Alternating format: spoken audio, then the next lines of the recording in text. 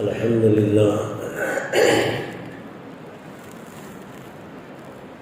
لله نحمده ونستعينه ونستغفره ونؤمن به ونتوكل عليه ونعوذ بالله من شرور أنفسنا ومن سيئات أعمالنا من يهده الله فلا مضل له ومن يضلل فلا هادي له ونشهد أن لا إله إلا الله وحده لا شريك له ونشهد أن سيدنا مولانا محمدا عبده ورسوله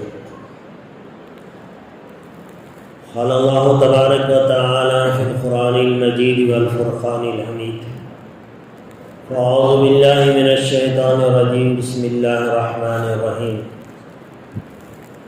ولا تصير خدك للناس ولا تمش في الأرض مرحا صدق الله العلي العظيم معزز سامعین کرام، محترم بزرگوں، عزیز نوجوان ساتھیوں،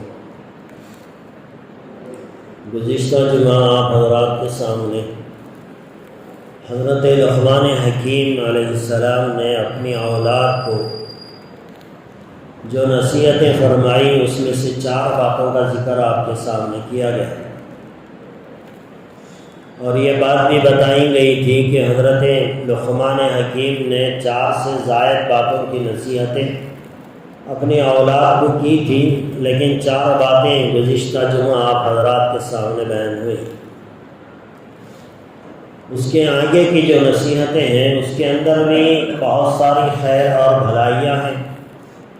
ظاہر سی بات ہے کہ حضرت لقمان علیہ السلام کی نصیحتوں کو اگر اللہ تبارک و تعالیٰ اپنی ہمیشہ رہنے والی کتاب میں نقل فرما رہا ہے تو یقیناً وہ باتیں بڑی قیمتی ہیں اور اللہ تبارک و تعالیٰ کو بے انتہا پسند ہے، اسی لیے اللہ تبارک و تعالیٰ نے اپنی مبارک کتاب کے اندر ان کا تذکرہ کیا۔ 4 باتیں بتانے کے بعد حضرت لقمان علیہ السلام نے اور بھی کچھ باتیں کہی، لیکن آج کے اس جمعہ میں آپ حضرات کے سامنے حضرت لقمان علیہ السلام کی ان نصیحتوں میں سے ایک نصیحت کا ذکر کروں گا، چونکہ یہ آج ہمارے لیے بہت زیادہ ضروری بھی ہے، ہمارے معاشرے کے لیے، ہمارے ماحول کے لیے، ہمارے درمیان میں ان باتوں کی بہت زیادہ سخت ضرورت ہے، تو اس وجہ سے اس پر ذرا تفصیلی بات آپ حضرات کے سامنے کر لی جائے۔ حضرت لقمان حکیم نے اپنے بیٹے کو وصیت فرمائی، وَلَا تُصَيِّرْ خَدَّكَ لِلنَّاسِ وَلَا تَمْشِ فِي الْأَرْضِ مَرْحًا۔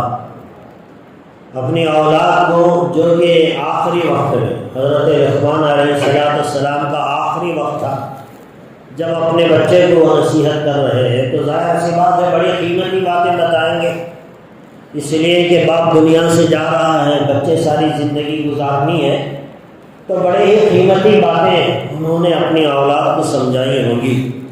تو اس میں سے ایک بات یہ بتائیں، وَلَا تُصَيِّرْ خَدَّكَ لِلنَّاسِ، اپنے چہرے کو لوگوں سے مت پھیریے۔ مطلب یہ ہے کہ آدمی اپنے آگے بات کرنے والے انسان کو کبھی کبھی ہوتا یہ ہے کہ سامنے والا اپنی پوزیشن سے تھوڑا نیچے درجے کا ہے، مالی پوزیشن میں ہو یا اسٹیج میں ہمارا اس کا برابر ہی نہیں ہو سکتا، یا غریب انسان ہے، یا ہمارے سے گندے کپڑے وہ پہنا ہوا ہے، یا اس کا چہرہ پاک و صاف نہیں ہے، یا اس کے بات کرنے کا طریقہ صحیح نہیں ہے، تو کبھی کبھی انسان سامنے والے سے گھن کھاتا ہے اور اپنے چہرے کو پھیر لیتا ہے۔ حضرت لقمان حکیم اپنے بیٹے کو نصیحت کر رہے ہیں کہ بیٹا کبھی بھی زندگی میں لوگوں کو حقیر سمجھ کر اپنے چہرے کو مت پھیرنا، حقیر سمجھ کر، یعنی اپنے آپ کو بڑا سمجھا، سامنے والے انسان کو چھوٹا سمجھا۔ اب اس کے بعد اس نے سوچا کہ میں اس سے چھوٹے آدمی سے کیسے بات کروں، اب اس کو بات کرنا چاہتا ہے لیکن یہ اپنا چہرہ پھیر رہا ہے، یا وہ ہاتھ مسافر کے لیے دینا چاہتا ہے، یہ ہاتھ دینے کے لیے تیار نہیں۔ وہ کھڑ کے بات کرنا چاہتا ہے لیکن یہ جا رہا ہے کہ نہیں مجھے کام ہے، مجھے جانا ہے، فی الحال میرے پاس ٹائم نہیں ہے۔ اس طرح لوگوں سے بے رخی اختیار کرنے سے حضرت لقمان علیہ السلام نے اپنے بچے کو سمجھایا۔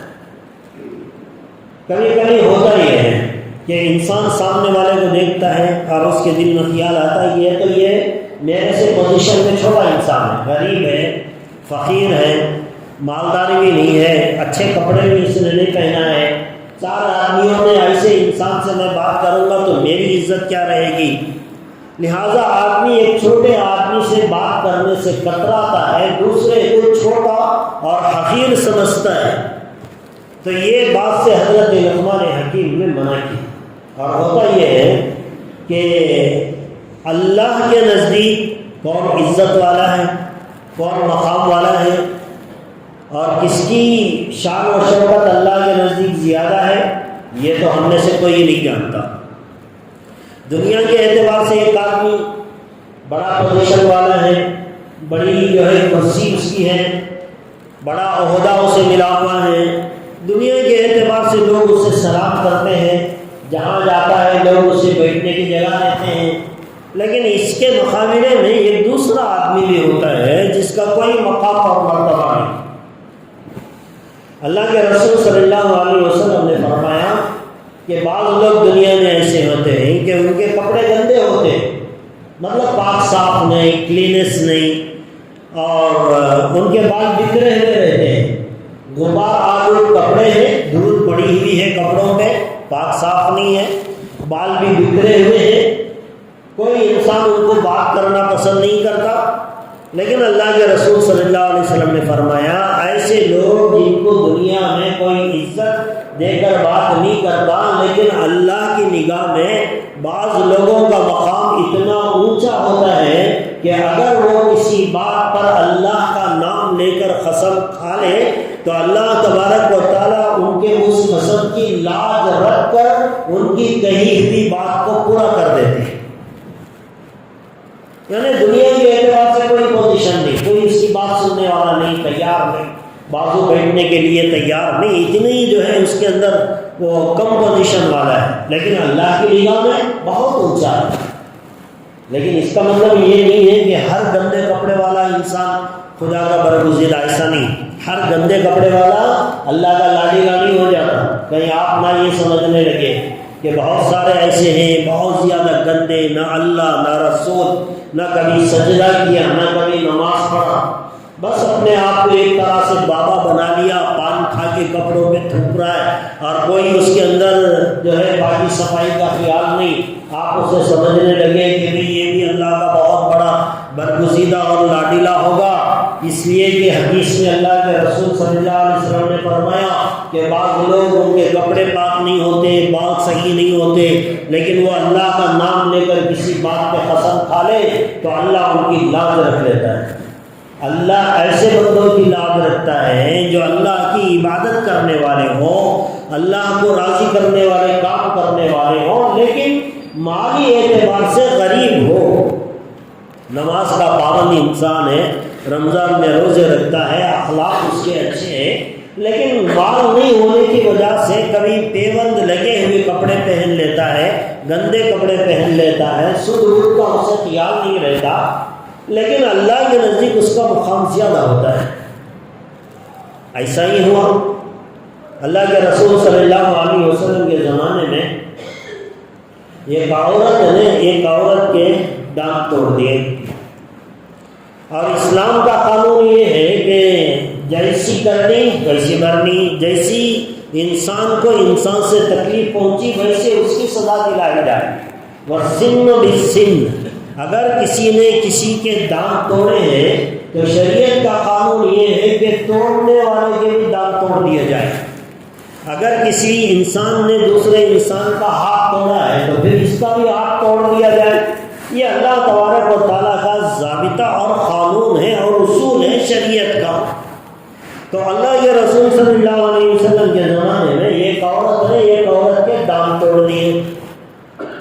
اللہ کے رسول صلی اللہ علیہ وسلم کے سامنے مقدمہ پیش ہوا۔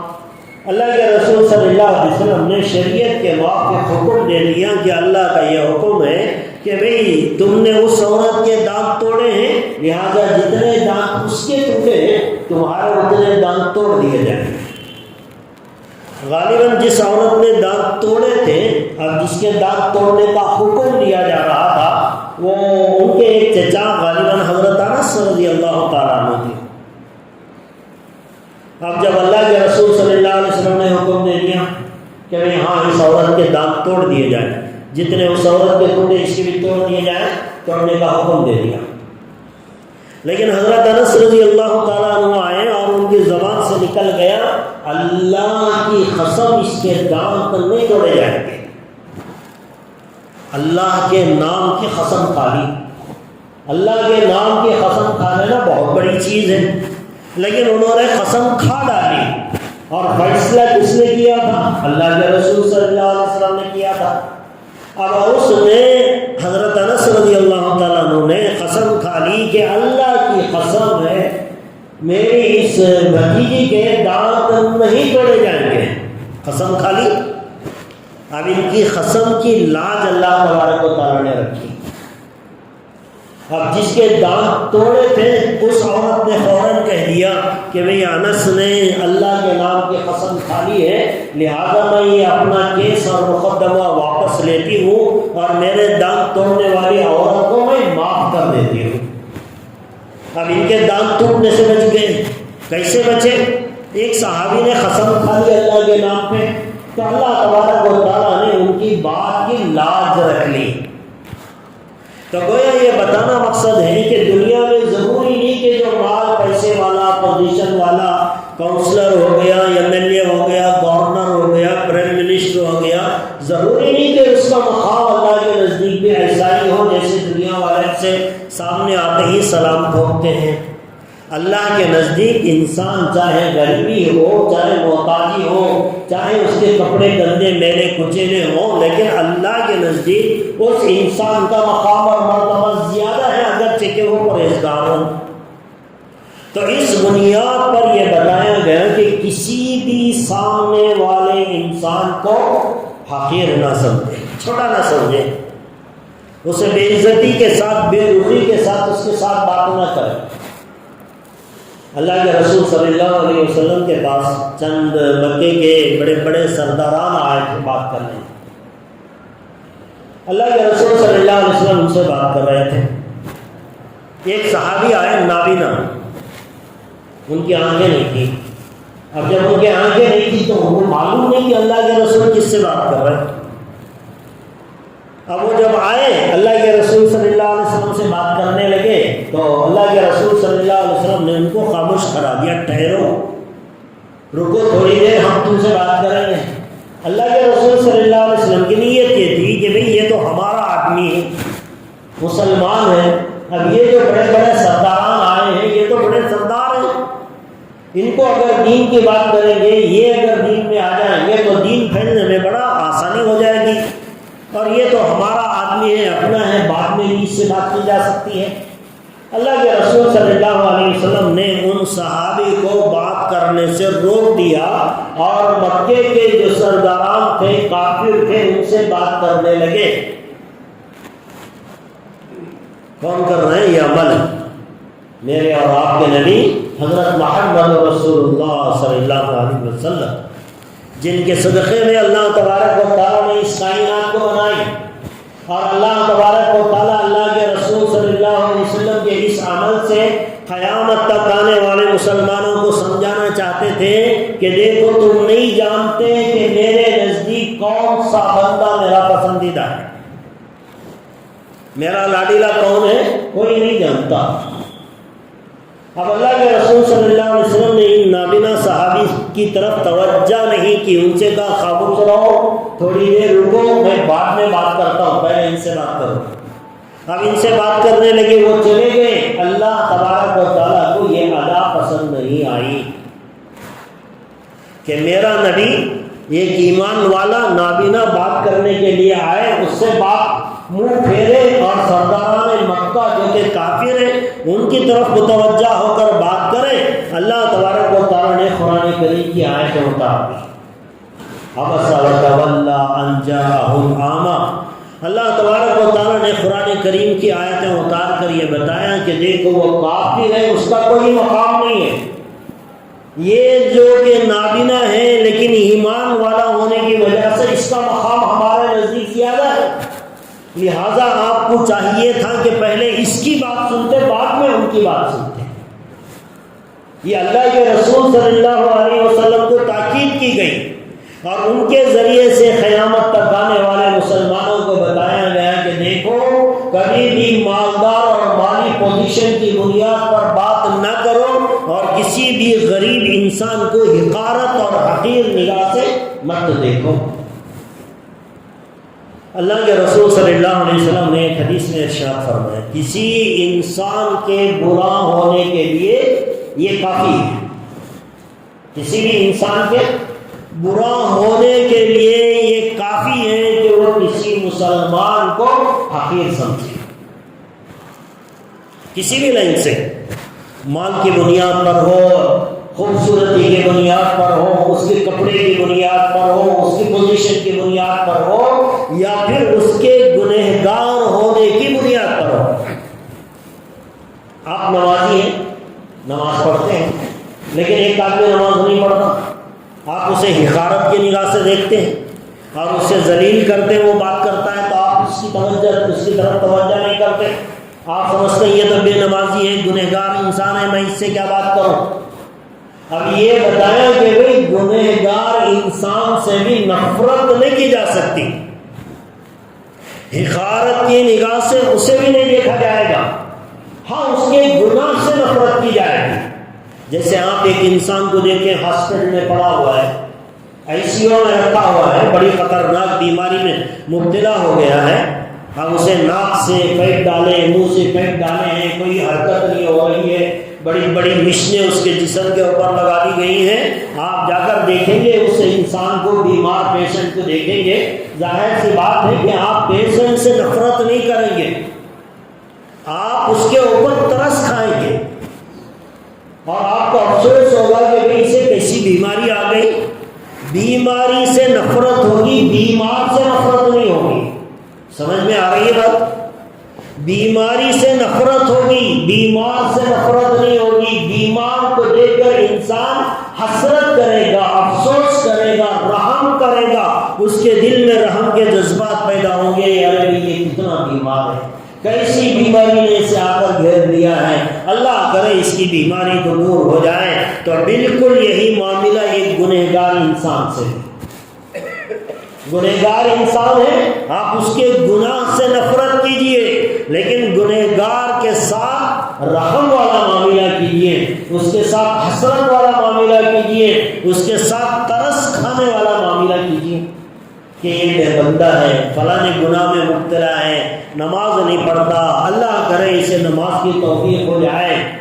انسان کو نفرت نہیں کرنی ہے، انسان کے عمل سے نفرت ہونی چاہیے اور اس کے ساتھ رحم کرنی چاہیے اور اس کے ساتھ دعا کا معاملہ کرنی چاہیے۔ کسی بھی انسان کو حقارت کی نگاہ سے دیکھنا یہ گناہ کبیرہ ہے۔ آنکھوں کا جو گناہ بیان ہوتا ہے نا، آنکھوں کا گناہ، یہ نہیں دیکھ سکتے، یہ نہیں دیکھ سکتے، نامحرم کو نہیں دیکھ سکتے، فلمی پوسٹر میں کسی عورت کو نہیں دیکھ سکتے، یہ فلانوں سے پردہ کرو، یہ ساری چیزیں جو آنکھوں کا گناہ بیان ہوتا ہے۔ آپ نے تو یہ سنا دسیوں مرتبہ کہ یہ آنکھ کا گناہ، یہ آنکھ کا گناہ، یہ آنکھ کا گناہ۔ یہ آنکھ کا گناہ یہ بھی ہے کہ آپ کسی غریب انسان کو یا کسی مسلمان کو دیکھیں اور اس کے لیے آپ کے دل میں حقارت آئے اور آپ نے اسے حقارت سے دیکھا، یہ بھی آنکھوں کا گناہ کبیرہ ہے۔ یہ بھی گناہ آنکھوں کا گناہ ہے، بہت بڑا گناہ ہے کہ آپ نے کسی انسان کو، کسی مسلمان کو حقارت کی نگاہ سے دیکھا ہے۔ بلکہ بعض اللہ والے تو یہاں تک کہتے ہیں مسلمان تو مسلمان ہے، کسی کافر کو بھی حقارت سے مت دیکھو، کیا معلوم آگے چل کر وہ ایمان والا بن جائے، مسلمان بن جائے، اور ہمارے ایمان کی پتہ نہیں گارنٹی کیا ہے کہ ہم ایمان پہ موت ہوگی نہیں ہوگی، کفر کی حالت میں موت آئے گی، ہمارا تو پتہ نہیں۔ اور اس کے پاس تو چانسز بچے ہوئے ہیں وہ آگے چل کر ایمان والا بن سکتا ہے.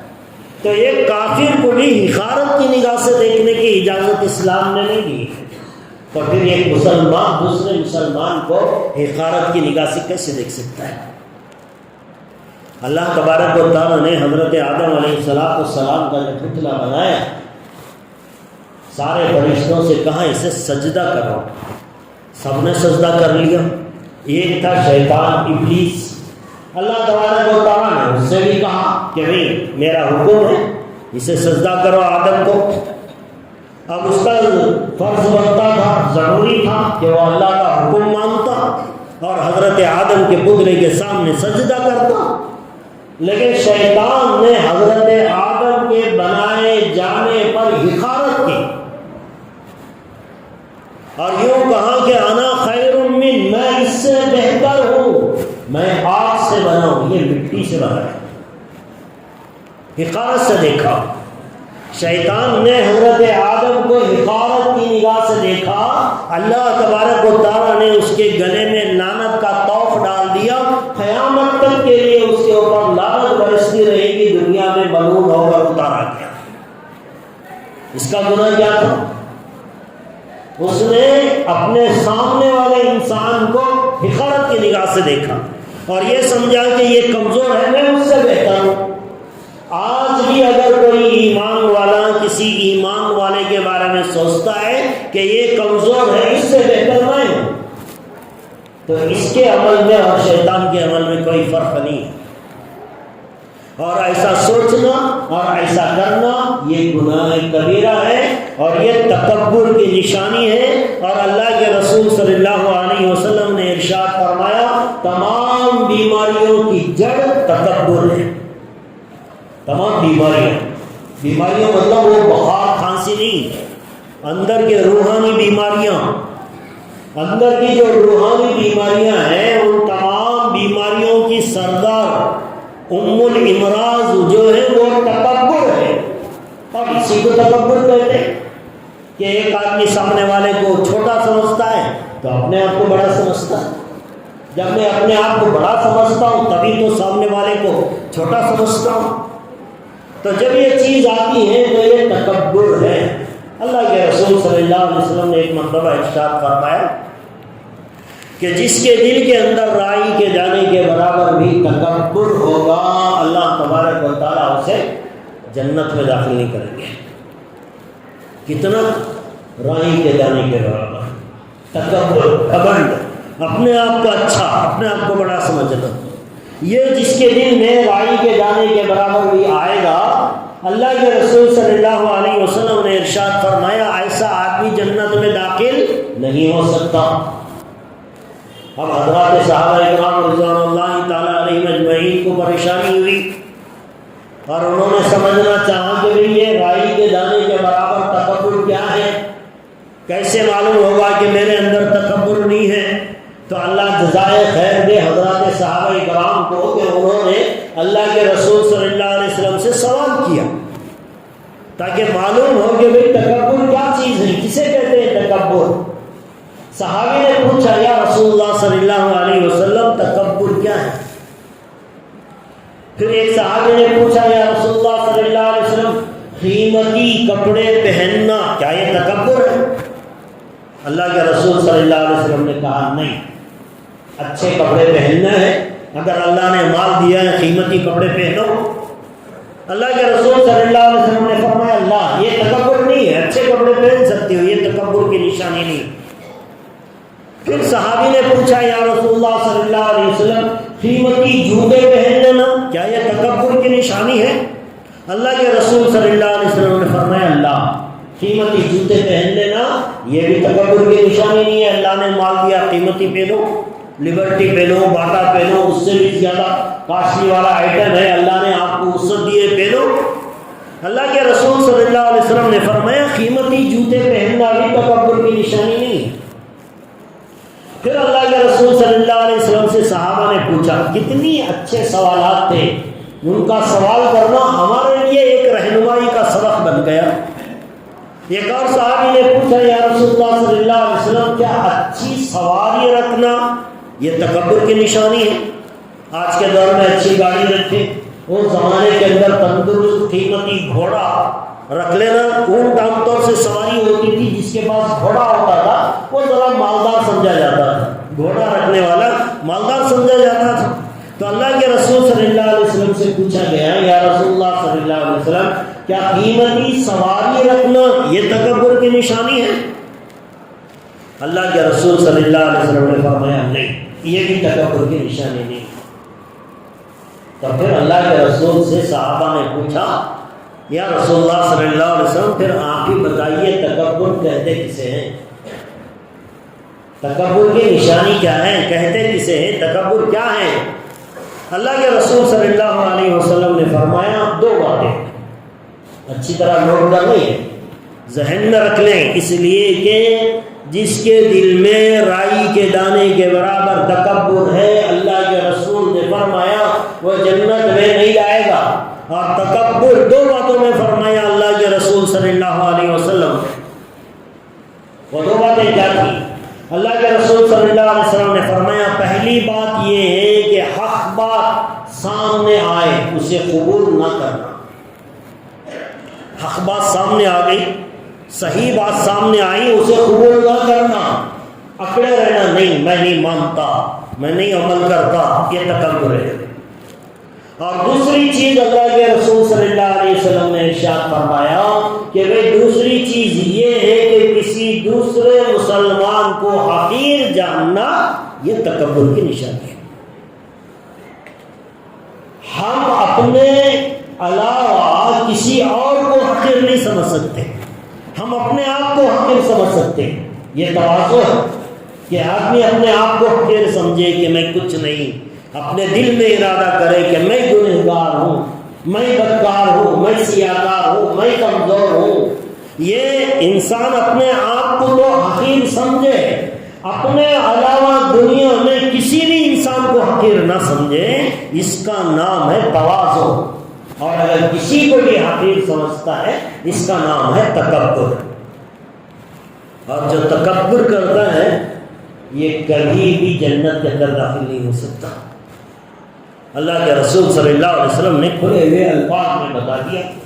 تو اب ہمیں چاہیے کہ ہم اپنے سامنے والے انسان کو ہمیشہ اپنے سے بہتر سمجھیں، ہمارے سے اچھا سمجھیں، چاہے وہ ہمارے مقابلے میں دینداری اس کے اندر کچھ کم ہو، نمازیں بھی چھوڑ رہا ہے، کچھ گناہوں میں بھی مبتلا ہے، لیکن ہم یہ ارادہ کریں کہ بھئی وہ گنہگار ضرور ہے، لیکن معلوم نہیں اللہ کی نگاہ میں کس کا مقام اونچا ہے، اور وہ آئندہ چل کر شاید میرے سے بھی زیادہ تقوی والا انسان بن جائے، اور میرا معلوم نہیں کیا حال ہوگا کہ میری موت کس حالت میں آئے گی، ایمان پہ آئے گی، کفر پہ آئے گی، پتہ نہیں۔ تو ہر آدمی اپنے آپ کو کمزور سمجھے، اس کے علاوہ ساری دنیا میں کسی کو حقارت کی نگاہ سے نہ دیکھے، یہ مسئلہ ہے۔ لیکن آج ہمارا مسئلہ یہ ہے کہ ہم اپنے آپ کو اچھا سمجھتے ہیں، ہر معاملے میں ہم اپنے آپ کو اچھا سمجھتے ہیں، ہم اپنے آپ کو بڑا سمجھتے ہیں، دوسرے سامنے والے انسان کو کمزور سمجھتے ہیں، حقیر سمجھتے ہیں اور اس سے نفرت کرتے ہیں۔ یہ آج کا ماحول ہے۔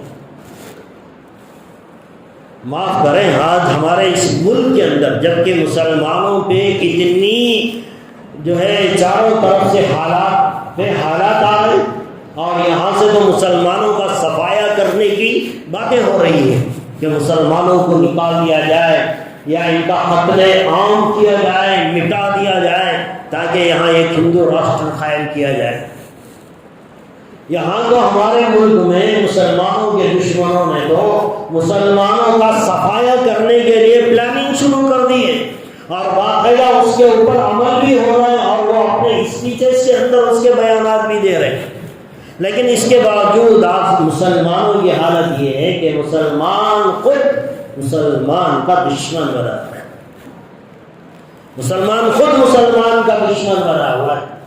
ان حالات کے اندر بھی آج ہماری حالت یہ ہے کہ ہم ایک دوسرے کے سپورٹ کرنے کے بجائے ہم ایک دوسرے کی ٹانگیں گھسیٹنے کے اندر لگے ہوئے ہیں، ایک دوسرے سے نفرت کرنے پر لگے ہوئے ہیں۔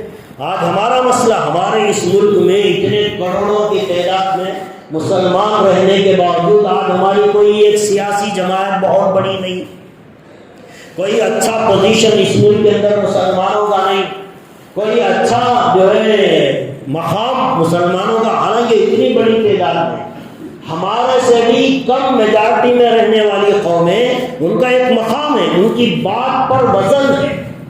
اس ملک میں آپ اندازہ کریں سکھوں کی تعداد کتنی ہے، ان کا پرسنٹیج کیا ہے، لیکن ان کی بات میں وزن کتنا ہے۔ ایک طرف مسلمان ہیں، مسلمانوں کا پرسنٹیج کتنا ہے اور ان کی بات کا کیا پاور ہے، ان میں سے کسی کی کوئی بات کا کوئی پاور نہیں۔ مسلمانوں کی کوئی بات، کوئی بھی بڑا لیڈر کر لے، کوئی مسلمان کی کسی بات کو کوئی اہمیت دینے کے لیے تیار نہیں۔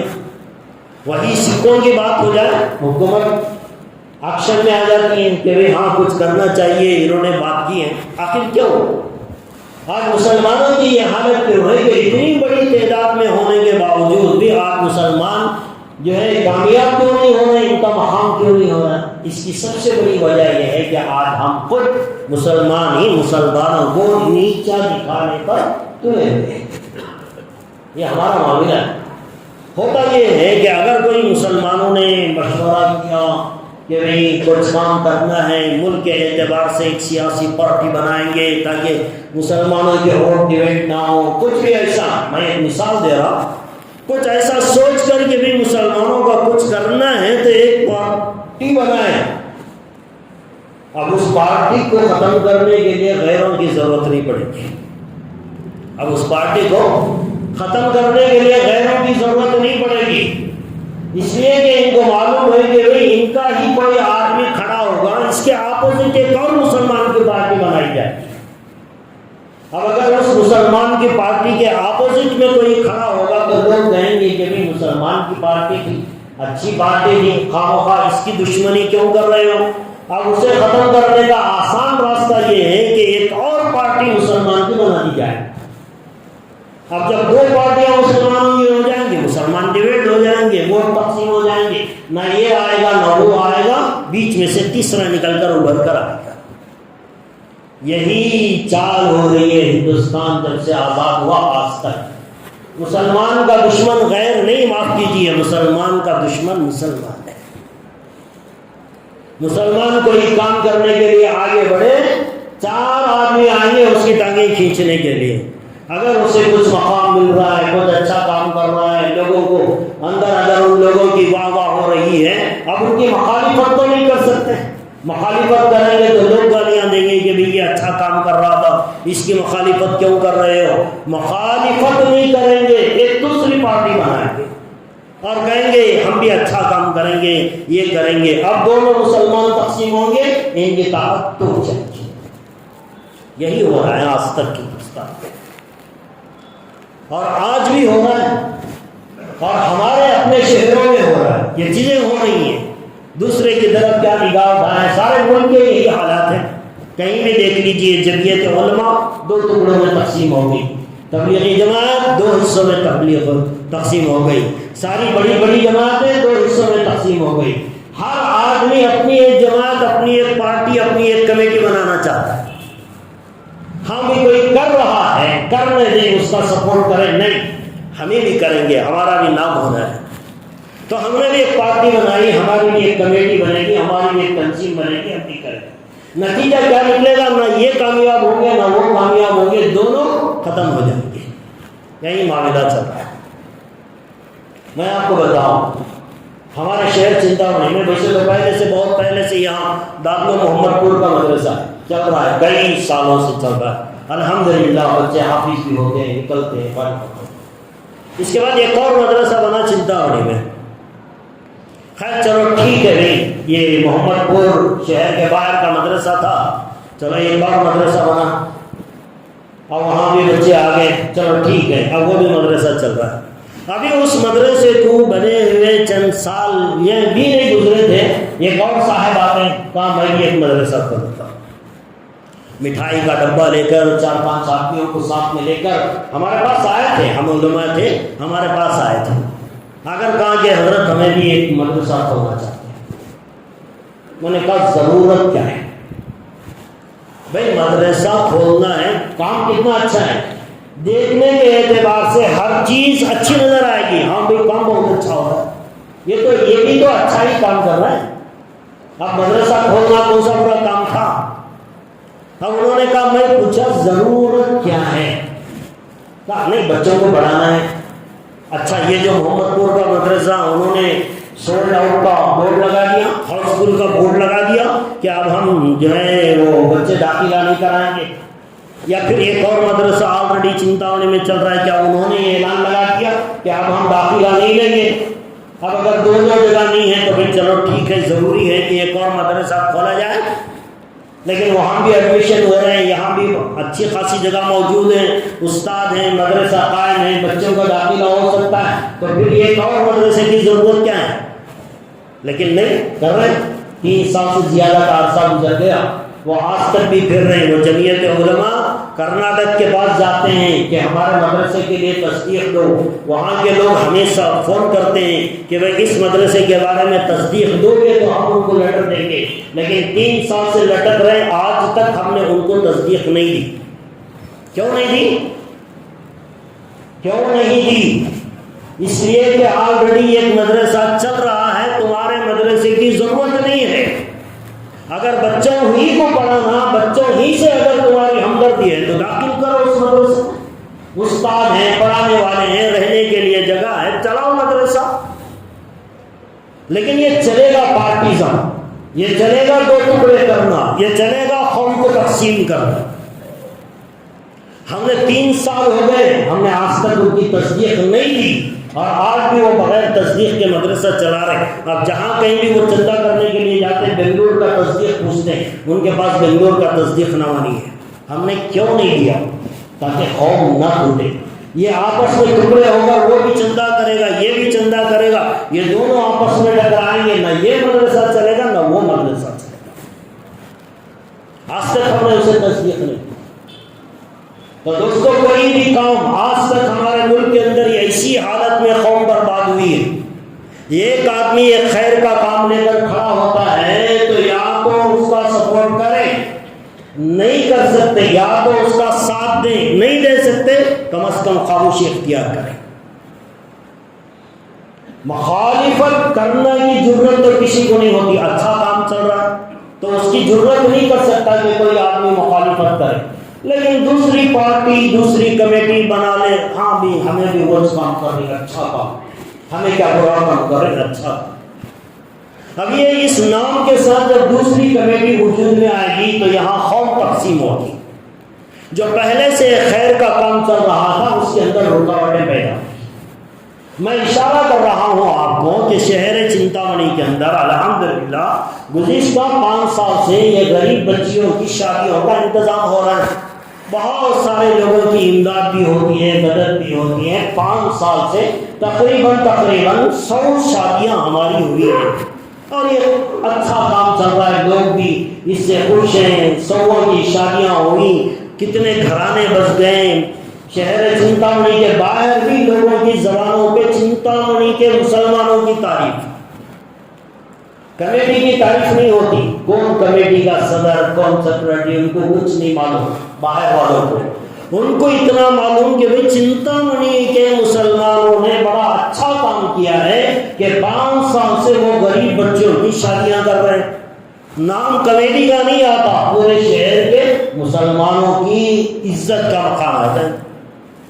بنگلور کے لوگ آئے، دیکھیں ہم بھی کیسا کرتے ہیں آپ۔ گزشتہ سال چکبڑا پور سے بعض لوگ آئے تھے دیکھنے کے لیے کہ بھی دیکھیں آپ کیسا کرتے ہیں، ہم بھی کریں گے، ہمارے پاس بھی شروع کرنا ہے، ایک شوق ان کے لیے۔ تو چکبڑا پور سے آئے، بنگلور سے لوگ آئے، دیکھ رہے ہیں کہ ہم بھی یہ کام کریں گے، ایک اچھا کام چل رہا تھا۔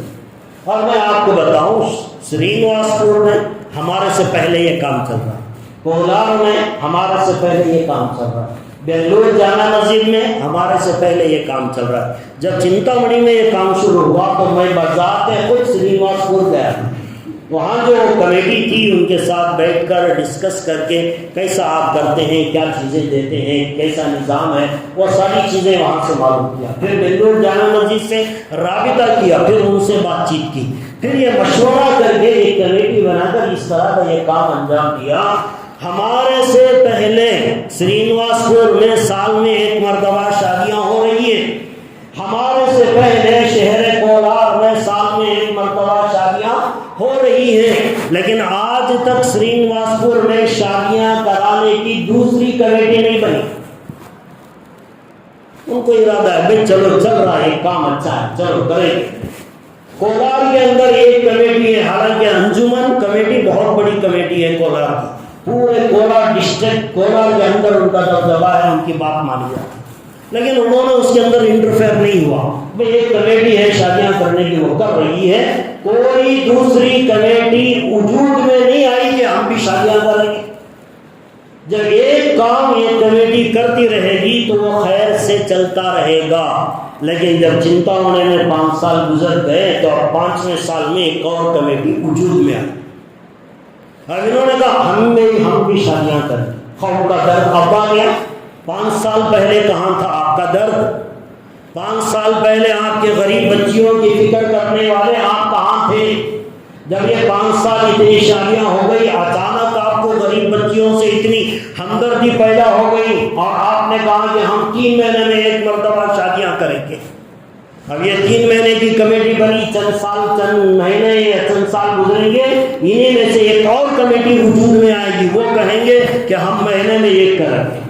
اب پھر نہ 1 مہینے کی شادی ہوگی، نہ 3 مہینے کی، نہ سال کی. اب یہ جو خیر کا کام چل رہا تھا یہ ٹھپ ہو جائے گا. امداد کرنے والے، چندہ دینے والے وہ سوچیں گے کہ بھئی اسے دوں یا اسے دوں. وہ کہے گا جھمیلا چھوڑے کسی کو نہیں دینا ہے، کہیں اور جگہ دے دیں گے. تو یہ خیر کا کام نہیں، خیر کے کام کی آڑ میں اچھے کام کے لیے رکاوٹ ہے. اچھا کام کرنے کا لیبل لگا کر اچھے کام کے لیے رکاوٹیں پیدا کرنے کا کام ہے. اب انہوں نے ایک کمیٹی بنا لی اور اس کے ساتھ ہی انہوں نے کہا سیما ہم چندہ کریں گے، شادیاں کریں گے. میں یہ کہتا ہوں دیکھیے خیر کا کام، اچھا کام، جیسے مدرسے والوں نے کہا وہ بھی اچھا کام کر رہے ہیں. ہم بچوں کو پڑھائیں گے، حافظ بنائیں گے، عالم بنائیں گے. بھائی وہ ہے کہ نزاکت کو دیکھیں. اگر کوئی اچھا کام کر رہا ہے تو اگر آپ میں طاقت ہے اسے سپورٹ کرنے کی تو سپورٹ کرے، اور اگر آپ کو سپورٹ کرنا پسند نہیں ہے تو خاموش رہے. کم از کم جو کر رہا ہے وہ کرے گا. لیکن ایک اور کمیٹیاں بنا کر اس کے اندر مسلمانوں میں نفاق پیدا کر کے، تفرقہ ڈال کر، انتشار پیدا کر کے، یہ آگے چل کر یہ دونوں چیزیں ختم ہو جائیں گی. نہ یہ رہے گی نہ وہ رہے گی. تو یہ ہماری قوم ہے. آج ہم ہر آدمی اپنے آپ کو اچھا، دوسرے کو کمزور سمجھنے لگا ہے. ارے بھی اگر قوم کا درد ہے، قوم کی خدمت کرنی ہے، 1000 واسطے شادیاں ہی کرنی ہے. جب ہمارے پاس آتے ہم بتاتے ہیں آپ کو. میڈیکل فیلڈ میں ایسی جگہیں ہیں جہاں قوم کی خدمت کی جائے گی. ایجوکیشن فیلڈ کے اندر ایسی بہت ساری چیزیں ہیں جہاں آپ قوم کی رہبری کر سکیں، قوم کی مہربانی کر سکیں. ایسے کتنے غریب اور گھرانے ہیں جن کے اندر ماہانہ شوگر اور بی پی کے ٹیبلٹس کے پیسے ان کے پاس میسر نہیں ہے. بوڑھے ہو گئے، ان کے پاس پیسے نہیں، شوگر اور بی پی کے ٹیبلٹس خرید نہیں سکتے. اگر آپ کو قوم کی ہمدردی ہے، چلو یہ کام کر کے دکھاتے کہ جن کے پاس طاقت نہیں ہے ان کو 50% پر آپ ان کو میڈیسن سپلائی کرتے ہیں، قوم کی خدمت ہو جاتی. آدھی قیمت پر غریب آدمیوں کو آدھی قیمت پر شوگر بی پی اور ٹیبلٹس کے بغیر جی نہیں سکتے. ایسے ٹیبلٹس ماہانہ ہر آدمی کی ایک لسٹ بناتے غریب مسلمانوں کی، پھر اس کے بعد آپ ان کی مدد کرتے. چلو قوم سے ہمدردی کا معاملہ سمجھ میں آتا. لیکن جو کام پہلے سے آلریڈی چل رہا ہے اور اچھے انداز میں چل رہا ہے، اسی کو کرنے کی آپ نے کیوں سوچی اور اسی میں ٹانگ لڑانے کی کیوں سوچی؟ اچھی طرح یاد رکھ لیجئے، جب تک یہ ایک آدمی مسلمان دوسرے مسلمان کے ٹانگ کھینچنا نہیں چھوڑے گا، یہ قوم کبھی ترقی نہیں کر سکے گی. سپورٹ کریں، نہیں کر سکتے خاموش رہیں. آپ کے پیٹ میں درد ہوتا ہے، بھائی ان کا نام ہو رہا ہے، واٹس ایپ میں ان کے فوٹوز آ رہے ہیں، یوٹیوب کے اندر ان کا چینل چل رہا ہے، نیوز میں ان کے بارے میں بتایا جا رہا ہے، یہ اچھے اچھے کپڑے پہن کر آ جاتے ہیں، اسٹیج کے اوپر دکھتے ہیں. ہمارے پاس تو کچھ نہیں ہے، ہمیں کوئی پوچھنے والا نہیں. ہم بھی ایک کمیٹی بناتے ہیں. یہ نیت کا فطور ہے، اس سے قوم کی بھلائی نہیں، قوم میں نفاق پیدا ہوگا۔ اب یہ بھی لوگ جا رہے ہیں، لوگ اگر ہم سے گزرے کیا حضرت دونوں بھی کرنے کا دینا، ہم نہ دینا اس کی ان کو دینا اس کی۔ خدا کے لیے اگر آپ کو اچھا کام قوم کی بھلائی کا درد ہے، چلیے بھائی آپ شادیوں ہی میں مدد کرنا چاہتے ہیں، یہ ایک اور راستہ میں آپ کو بتاؤں۔ آپ نے تو ہمیں بلایا بھی نہیں، پوچھا بھی نہیں، پوچھتے تو ہم ہزار راستے آپ کو بتاتے کہ قوم کی خدمت کے ہزاروں راستے کھلے۔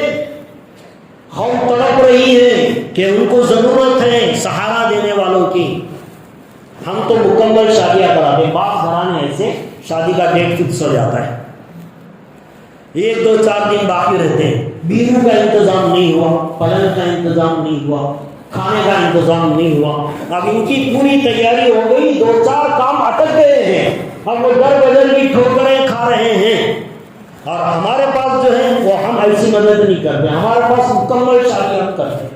چلو آپ کو شادیوں ہی میں مدد کرنا ہے تو کم از کم ان لوگوں کی مدد کرتے جو شادی فکس کر لیے، ڈیٹ طے ہو گیا، شادی کی تیاریاں ہو گئی، 1 2 کام میں اٹک گئے، آپ ان کے پاس جائیے، ان کی جو کمی ضرورت ہے وہ پورا کیجیے، بیر دلائیے، پلنگ دلائیے، نہری دلائیے، جہیز دلائیے، سونے کا زیور دلائیے، ان کی شادی رک نہ جائے، باپ شرمندہ نہ ہو، قرض میں مبتلا نہ ہو، سود کے لیے پیسہ لینے پر مجبور نہ ہو، اس کی مدد کیجیے۔ جو کام آلریڈی چل رہا ہے اسی کو نشانہ بنائے، اسی کی ٹانگ پکڑ کر گھسیٹنے کے لیے ایک اور کمیٹی بنا کر اعلان شروع کروا دیا۔ دوستو یہ قوم کی بھلائی نہیں، قوم سے غداری ہے، قوم کے ساتھ بھلائی نہیں، قوم کے ساتھ بے وفائی ہے۔ لہذا کام کرو اچھا، اگر نہیں کر سکتے تو کرنے والوں کا سپورٹ کرو، اور اگر وہ بھی نہیں کر سکتے تو خاموش رہو، یا پھر دوسرے ہزار راستے ہیں قوم کی خدمت کے، وہاں جا کر قوم کی خدمت کرو۔ تو دوستو یہ سن کر بہت بڑا افسوس ہوا ہمیں، یہ سن کر بہت بڑا افسوس ہوا ہمیں کہ یہ شہر میں اتنا اچھا کام جو چل رہا تھا، ایسے ایسے لوگ، دوستو میرے پاس ٹائم نہیں ہے میں بتاتا، لوگ کہتے ہیں یہ شادیاں جو کرتے ہیں وہ غریبوں کی نہیں کرتے۔ میں آپ کو بتاؤں کنور کی 2 عورتیں میرے پاس اس سال شادیاں بک کرنے کے لیے آئی تھیں۔ بعض لوگ کہتے ہیں باہر کے کرتے ہیں، چنتامڑی کے کم تو مطلب کیا ہے، جن کی ہو گئی ان کی بھی کرا دیں۔ بھائی چنتامڑی کے شادیاں کم ہو رہے ہیں تو اس کا مطلب یہ ہے کہ جن کی ہو گئی ہیں ان کو بھی پکڑ کر کرا دیں تاکہ چنتامڑی کی شادیاں زیادہ ہو جائیں۔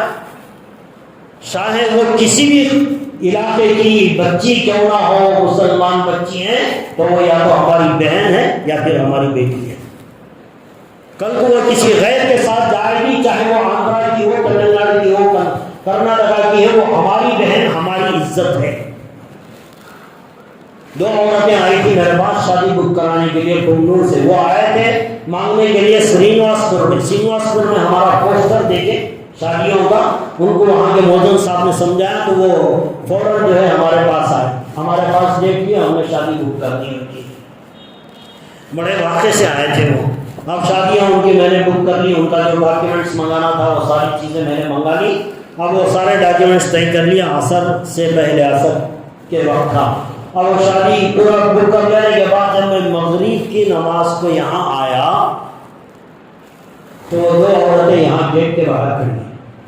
اللہ کے گھر میں کھڑا ہوں میں، اللہ کی قسم کھا کر کہہ رہا ہوں، یہ جھوٹ نہیں بول رہا ہوں، یہ 2 عورتیں جو میرے پاس اپنی بچی کا نکاح بک کرانے آئے تھے، عصر میں بک کرائے، مغرب میں یہاں گیٹ کے پاس کھڑے ہیں۔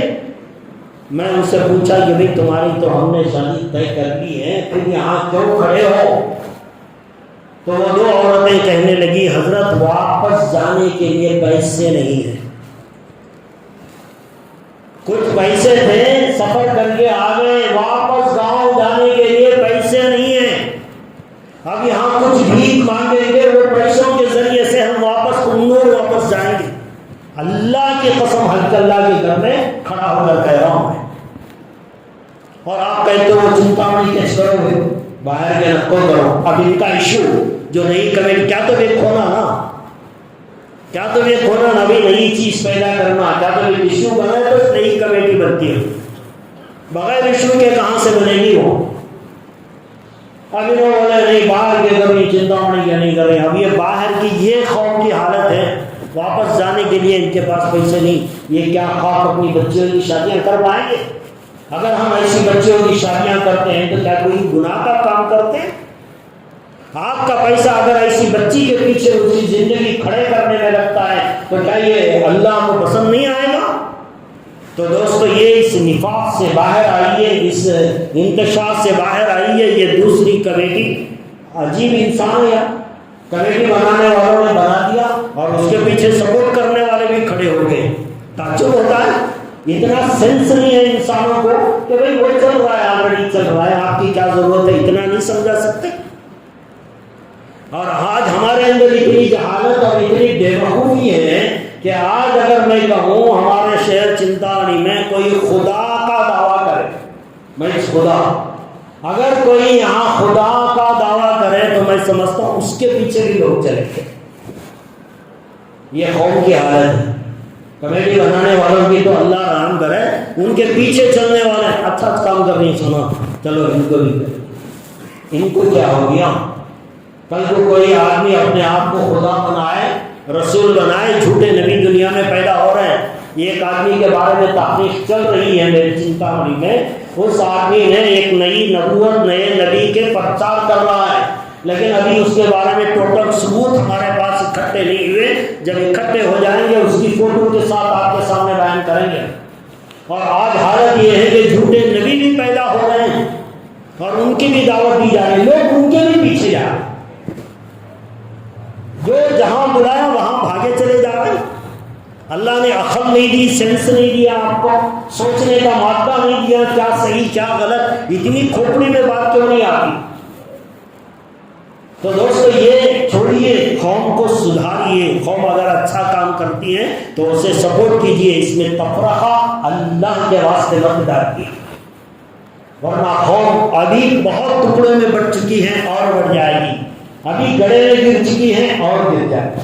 لہذا اللہ کا واسطہ ہے, اس کار خیر کے اندر یا تو آپ کو نفرت ہے مت کیجیے, امداد مت کیجیے, سپورٹ مت کیجیے, خدمت مت کیجیے, مت کیجیے. آپ کی خدمت کی کوئی ضرورت نہیں, لیکن رکاوٹیں تو پیدا مت کیجیے. اللہ نے اتنا کام کیا, 5 سال میں 90% گھرانے آباد ہو گئے, یہ کیا کم بات ہے؟ پھر آپ کو پیٹ میں درد کیوں ہو رہا ہے؟ پیٹ میں کھلبلی کیوں بچ رہی ہے؟ کیوں ان کے کاموں پہ رکاوٹیں کھڑا کرنے کی کوششیں کی جا رہی ہیں؟ دوستو اپنے دلوں کو صاف کیجیے. ایک پلیٹ فارم پر رہیے, کوئی اچھا کام کر رہا اسے سپورٹ کیجیے. تو دوستو یہ نئی بات ابھی سننے میں آئی, آج ہمارے پاس اس کا اعلان بھی آ گیا, تو مجبوراً مجھے یہ باتیں آپ کے سامنے کہنی پڑی تاکہ حقیقت آپ کی سمجھ میں آئے کہ کیا ہو رہا ہے. اور آج ہماری قوم کہاں کہاں جو ہے جا رہی ہے, جس کی ہماری بربادی کی وجہ ہم خود ہیں, دشمن نہیں. ہم تو سمجھتے ہیں RSS بجرنگ دل, یہ نہیں, خود مسلمان کا دشمن ہے. مسلمان کا دشمن ہے, وہ خود اس کی ٹانگ گھچیٹ رہا ہے. کہاں سے قوم آگے بڑھے گی؟